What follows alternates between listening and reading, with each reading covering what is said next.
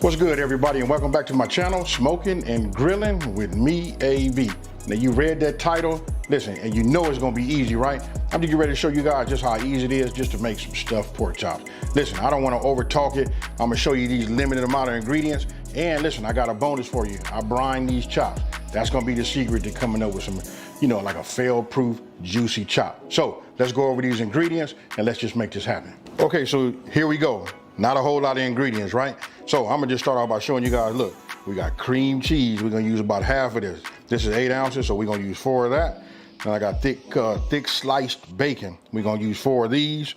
We got green onions, Parmesan, shredded Parmesan cheese. And this right here, look, my 3 spices, that's kosher salt, black pepper, and garlic powder.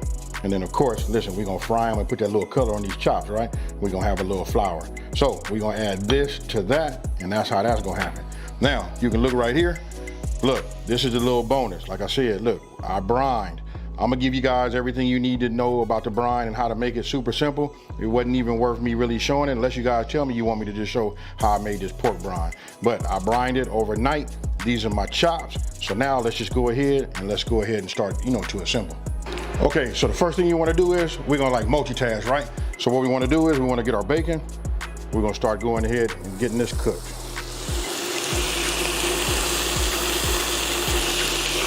Now, as my bacon is cooking, now we're gonna go ahead and get our stuffing, right? So we're gonna get ready and get our cream cheese, cut our green onions and go from there. Now here, I'm just showing you that I've used just the green part of the green onions. You can see the size of the slices. This really up to you, but I like that size that you see right there. Okay, got my bacon going, right?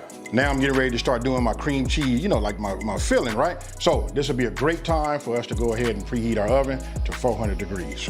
Now, let's go ahead and start on this cream cheese. Now, like I stated earlier, look, this is like 8 ounces, right? So obviously we're gonna take 4, we just cut this in half. I mean, you don't have to be like super perfect, And then you want it to be room temperature. If I didn't say that, look, that's key, because that's gonna help us when it comes time to mix. Now, remember our green onions? Look, we're gonna add these. I'm just gonna add just a little bit and we'll add some more. I'm gonna do the same thing with the grated Parmesan, cheese. And then of course, we wanna add some of this garlic powder, right? Now, go ahead and get yourself a whisk. And then when you have it at room temperature, just notice how easy it is to just incorporate and mix. It's gonna be tricky, but we just gonna keep moving it around. And when you use a whisk, you see how it goes inside like this? Listen, we just gotta get through it, Now, I got a couple of chops that are gonna be nice. Just wait till I take it out of this brine so you guys can take a look at it.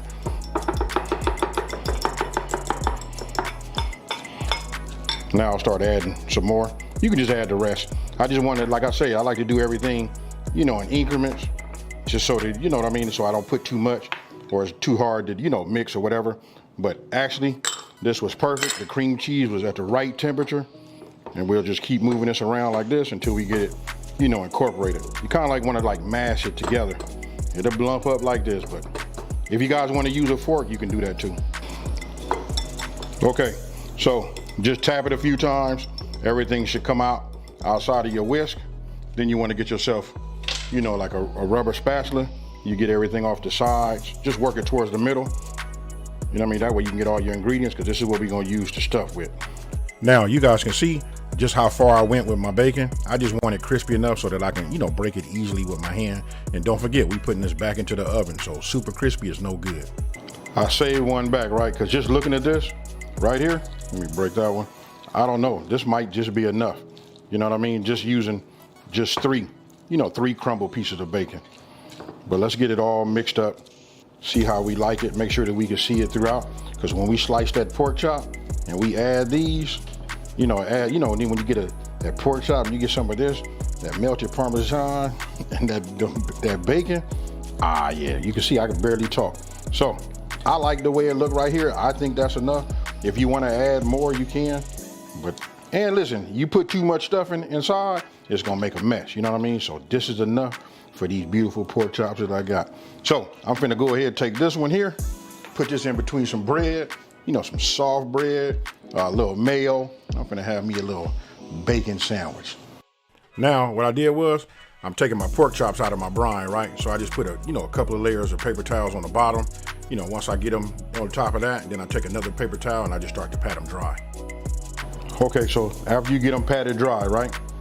You want to make sure you got yourself a sharp blade. Now, the bone is back here, and here we're gonna use it as a stop. So about halfway through it, right? So what we want to do is we just want to go, and we want to work with the tip. We want to come in here because we want to fill this cavity up, with our stuffing, right? So then we'll just move it like this.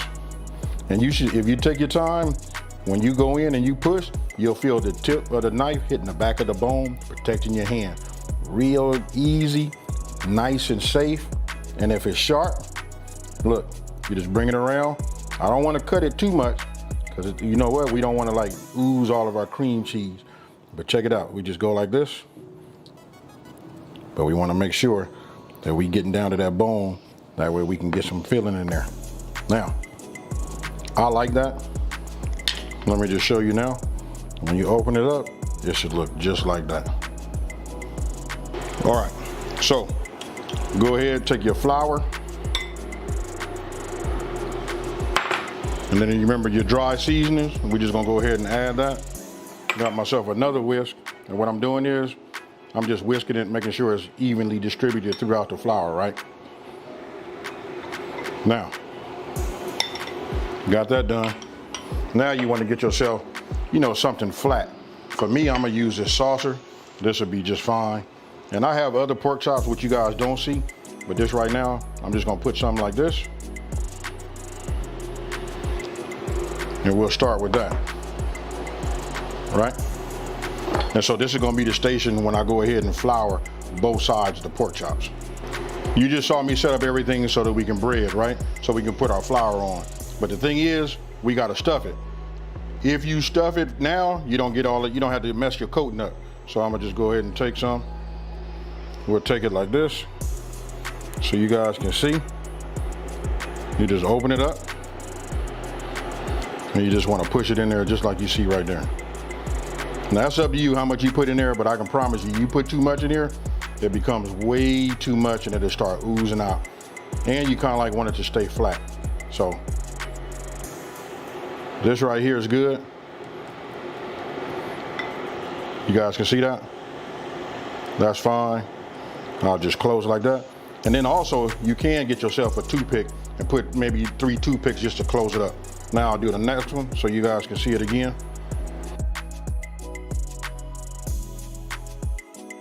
And then right now it should be coming like self-explanatory. You know what we finna do next. We finna go ahead and hit it with that flour. You put that color on there, and then we're gonna put it in the oven. Okay, so both of these are stuffed. Now I'm gonna go ahead and take this one. And what we're gonna do is we just put it right there on top like that. You know what I mean? Then listen, you don't wanna like mash it down too much because you don't wanna push none of your stuffing out, right? Then what we're gonna do is we're gonna flip it over, right? Just like you see. Now once you got it coated, you wanna make sure your grease is up to temp. Now I used a medium-high heat, right? That's what we're gonna sear with. So then go ahead, just set it in there. Be careful that you don't get any splash on yourself. And then what I'm doing now is you just take the remainder. It depends on how big of a pan you have or whatever. So you just wanna coat that one and then put that in there also, just like you see right there. Now, this only takes about 2.5 to 3 minutes, right? So I got myself a spoon to help me, keep them from flipping over. What I'm doing is looking at the bottom. Once I achieve the color that I'm looking for, that right there, and then I just flip them over. Remember, 2.5 to 3 minutes.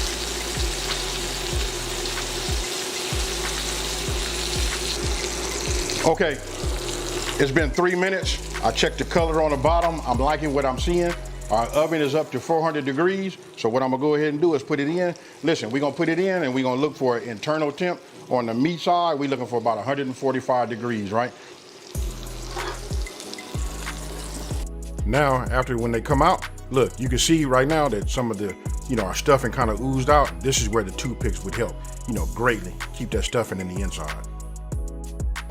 All right, so now you just want to go ahead and, plate. I'm gonna be serving these with some mashed potatoes.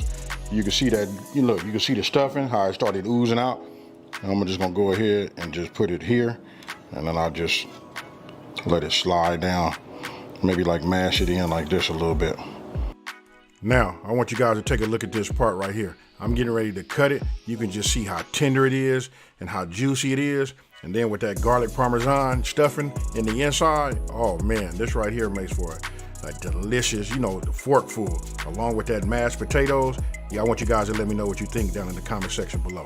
Now tell me what you guys think about this one here. I got it. Listen, when we brown it, you know, we put that ooey, you know, we get that flavor from the cast iron skillet, right?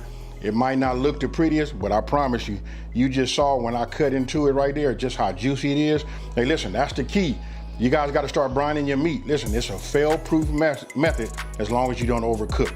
Hey, so with that being said, listen, you just saw me cut me a piece. I'm gonna go in for my second piece. This time, let me do it like this, because check this out. I got a nice big piece right here.